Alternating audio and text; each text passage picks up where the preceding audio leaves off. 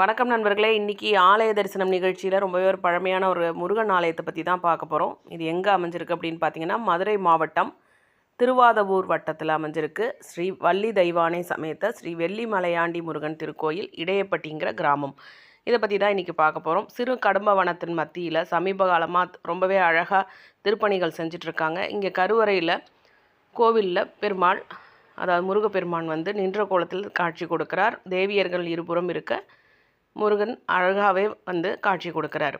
ஒரு வரலாற்று நிகழ்வின்படி 300 ஆண்டுகளுக்கு மேல் முன் சின்னாண்டிங்கிற சித்தரால் இந்த குடவரை கோவிலில் கல்லாலான சிறு வேலில் வச்சு தான் இங்கே வழிபட்டிருக்காங்க. அதுக்கப்புறம் தான் இதை ஒரு உருவமாக வழிபட ஆரம்பித்தாங்க. விக்கிரகமாக பூஜிக்கப்பட்டு வந்திருக்கு.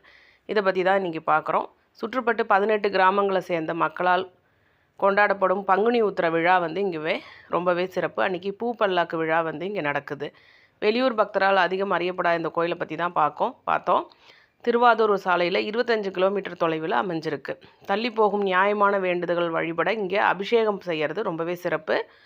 இந்த கோவில் ஒரு குடவரை கோவிலாக இங்கே பூஜிக்கப்படுது. நன்றி, வணக்கம்.